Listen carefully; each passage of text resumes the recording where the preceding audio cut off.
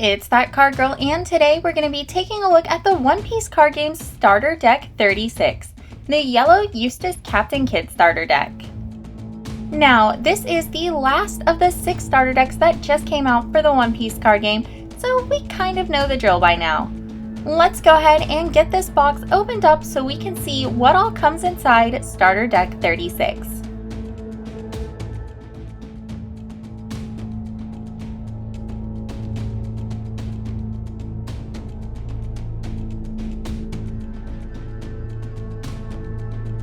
Okay guys, I made it through 5 of the 6 starter decks without this happening, but this likes to happen a lot in the starter decks, where our quick start guide paper playmat stays behind inside the box. Aside from that though, we have our pack of OP16, and we are going to be opening all 6 of the OP16 packs that came inside our 6 starter decks after we finish going through all of the decks as a short. Which leaves us with our deck sandwich remaining inside of our box. So let's go ahead and get a little bit of an angle change so we can check out what our starter deck 36 is made up of.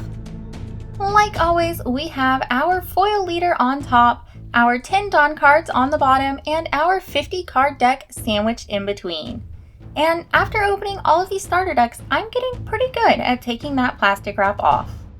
Our starter deck is made up of our yellow 5 life, 5000 power Supernovas and Kidd Pirates type leader Eustass Captain Kidd, 2 copies of the 4 cost 6k power Supernovas and Kidd Pirates type killer, 2 copies of the 6 cost 7000 power Supernovas and Kidd Pirates type Eustass Captain Kidd, 4 copies of the 3 cost 3000 power 2k counter Dressrosa Supernovas and Beautiful Pirates type Cavendish, 2 copies of the 4 cost 4k power 2k counter Supernovas and On-Air Pirates type Scratchman Apu, 4 copies of the 1 cost 2k power 1k counter Dressrosa Supernovas and Bartow Club type Bartholomew, 4 copies of the 5 cost 7k power 1k counter Supernovas and Fallen Monk Pirates type Rouge, 4 copies of the 1 cost no power 2k counter Supernovas and Fire Tank Pirates type Capone Gang Beige,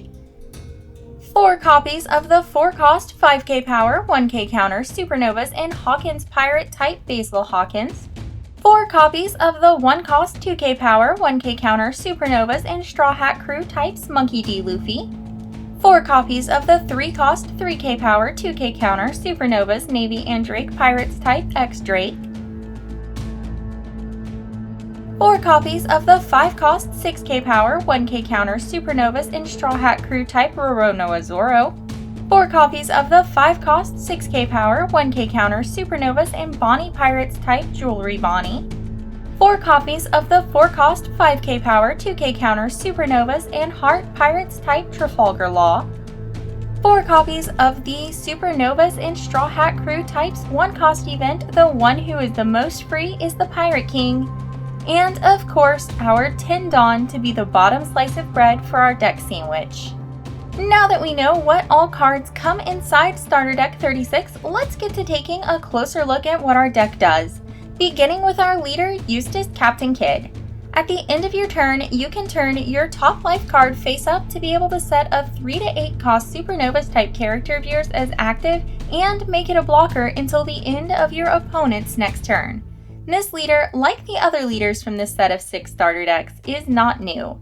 Our yellow Kidd is originally from OP10. Like with the other decks though, our SRs are new. We'll start with the Tiny Text Captain Kidd, who has effects that take place during your main phase and when your opponent attacks. Once during your turn, you can turn face up either your top or bottom life card to be able to give your leader a Rusted Dawn. When your opponent attacks, you can turn either your top or bottom life card face up once per turn to change who your opponent's attack is targeting to a 5k base power or higher character of yours named Eustass Captain Kidd. Now, keep in mind that if both your top and bottom life cards are face up or face down, then you cannot turn them that way, meaning you cannot get an effect that requires you to do so. So if you're wanting to get this Kidd's effect when your opponent attacks, make sure you have either your top or bottom life card face up so you can turn it face down. Our other SR killer doesn't care which way your life cards are facing. but instead adds the top card of your deck to the top of your life cards when you play it on your turn. If you draw this card from your life cards, its trigger lets you play this card if your opponent has 3 or less life, which is probably why it specifies that you get its on-play effect when it's your turn.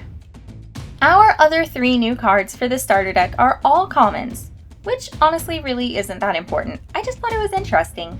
Bartholomew lets you draw 2 cards when you play him if you trash a Supernovas type card out of your hand. Cavendish has a when KO'd effect that also requires you to put a card from your hand into your trash to get it. Except instead of drawing cards into your hand, you get to put your deck's top card onto the top of your life cards. And speaking of life cards, Scratchman-a-Poo has no effect other than its life draw trigger, which lets you make your leader's base power 7k for the turn and draw a card. Honestly, I really hope that this card was in my life and not in my hand, because that seems so much better than just having a 4k power body on the field. Since our leader is originally from OP10, it only makes sense that our first set of reprinted cards from this starter deck come from OP10 originally as well. The first card we're talking about though could help us get Scratchman-a-Poo into our life cards so we can get that trigger. When you play Capone Gang Beige, you can put either your life card's top or bottom card into your hand so that you can put a Supernova type character that you have in your hand face up on the top of your life cards. Monkey D. Luffy is our on-play searcher for this deck, letting you search your deck's top 5 cards for a Supernovas card not named Monkey D. Luffy to put into your hand. All the rest will go to the bottom of your deck in whatever order you want. X-Drake's effect can be used during your main phase. If you rest this 3k power character when you have either the same number or less life cards as your opponent, you can then rest a 4-cost or less character of your opponent's. Basil Hawkins lets you trash your opponent's top life card when he is KO'd. Its trigger lets you draw 2 cards and trash 1. U Rouge is our last OP10 card in ST35, and it's just a basic 5-cost 7k. Zoro is from OP12 originally, and when KO'd lets you play a 4-cost or less Supernovas type card out of your hand. His trigger when drawn from your life cards lets you KO a 1-cost or less character of your opponent's, and you still get to add him to your hand after doing so. Usually when you use a card's trigger, it goes into your trash after. It's always a fun bonus to get the trigger and then put it into your hand afterwards to be able to get the card's other effects too. The one event in this deck, the one who is the most free is the Pirate King, comes out of OP13 originally. It's used during your main phase to search the top 5 cards of your deck for a Supernovas type character to add to your hand. You get to do the same thing if you draw it from your life cards. Our last 2 cards that come in this starter deck are both promo cards. Jewelry Bonnie originally came out of the Offline Regional Participation Pack 2025 Volume 2, which was a 5-ticket prize for the side event wall at the Championship 25-26 Offline Regional Season 2. It then got a reprint in PRB02, and now it's here. When you play her, if you have the same number or less life cards as your opponent, you get to put a 4-cost or less character of your opponent's face up on the top or bottom of their life cards. Trafalgar Law started as a V-Jump magazine promo in Japan, and then made its way into the English Event Pack Volume 7 before getting reprinted in PRB02. It only has a trigger, which allows you to play it if the combined number of life cards between you and your opponent is 5 or less. Now, that was the last of the cards that came in our yellow starter deck 35, so let's get to talking about potential upgrades, starting with the Dressrosa Supernovas and Heart Pirates type secret rare Trafalgar Law from OP10. He's a 7-cost with 9,000 power, and when you play him, you get to reveal and put face down on the top of your life a Supernovas type character from your hand, and then give your leader a Rested Dawn. The secret rare Bartholomew Kuma out of OP12 is of the 7 Warlords of the Sea and Revolutionary Army type that has a cost of 6, 7k power, and a 1k counter. You can trash a card from your hand when you play him to add your deck's top card to the top of your life cards. Then, until the end of your opponent's next end phase, he becomes an 8-cost. And speaking of your opponent's turn, if Kuma is KO'd during your opponent's turn, you get to again add your deck's top card to the top of your life. Then we have OP07's Portgastiace, who is a 10-cost, 10k power Whitebeard Pirates type. Besides being another secret rare, Ace is another card that will let you add your deck's top card onto the top of your life cards when you play him. And if you still have 2 or less life after adding that card, Ace gets Rush.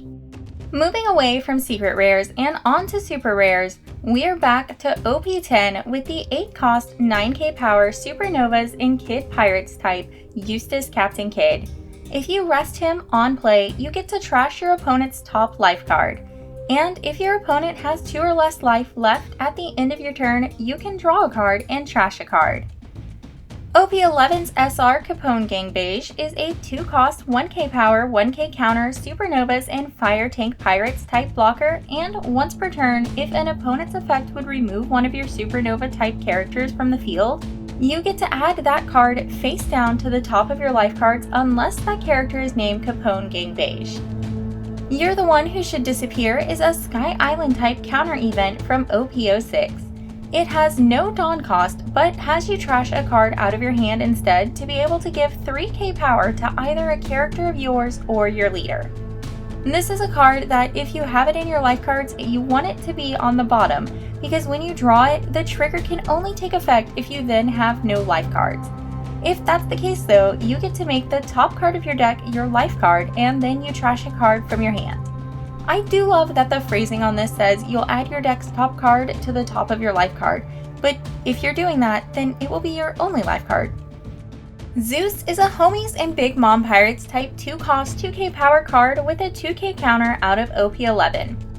Besides having adorable art, this card lets you put either the top or bottom card from your life into your hand to be able to KO a 5-cost or less character of your opponent's when you play it. Kikunojo is a Land of Wano in the Akazaya 9 type card from OP06 with a cost of 4 and 6,000 power. If she's KO'd when your opponent has no more than 3 life cards, you get to put your deck's top card onto the top of your life cards. And speaking of your life cards and your opponent having no more than 3 life cards, if you draw her from your life cards, you get to play her so long as, you guessed it, your opponent has no more than 3 life cards. Nico Robin is a Straw Hat Crew type 6-cost with 6k power and a 1k counter from OP09 that lets you trash your opponent's top life card if they have at least 3 life cards when you play this card. And the life draw trigger from this card lets you play a 3-cost or less character from your hand. Now, that's all the upgrades we're going to be talking about for this deck, which means that we are done with all 6 of the starter decks that were recently released. So keep an eye out for our short coming out later today where we're going to be opening up all of the packs of OP16 that came in these starter decks to see what all cards we got. Overall, I think it was nice to give some of these leaders a bit of love and bring them more to the forefront of play since they were all reprint leaders. I do, however, think that Starter Deck 31, the Red Luffy leader that was the Starter Deck 21 leader, was really unnecessary. Since the Sabo leader was a red and black leader, they had all 6 colors represented without it. What would have been really nice instead of the red Luffy deck would be a blue East Blue deck. And if they didn't want to put the promo East Blue Nami as the leader, it would have been perfectly okay because they'd been putting up 5 new blue East Blue cards in the deck, which would mean you could finally build a functional deck with the leader that they made to be only able to have blue East Blue cards in her deck. I mean, Starter Deck 21 came out in March of last year, and this is the 3rd deck that they've put out with its Luffy leader. The Learn Together deck set that came out in October had the ST21 Luffy leader in it as well. But One Piece does love its Luffy cards, and Bandai loves red for One Piece, so I'm really not surprised. Now, I'll put my soapbox away for right now and go ahead and remind you that we put out new videos every Monday, Wednesday, and Fridays with shorts on Sundays. We focus mainly on One Piece, Gundam, Lorcana, Pokemon, and Magic the Gathering. Make sure you're following us over on Instagram if you haven't already at thatcardgirl.tcg. There's a link for it down in the description. And speaking of links in the description, there's a link to our Discord channel down there as well. And like I said, keep an eye out for our short coming out later today where we're opening all 6 packs of OP16 that came with these 6 starter decks. Like, comment, subscribe, and let your favorite soap maker know about us. That Card Girl out!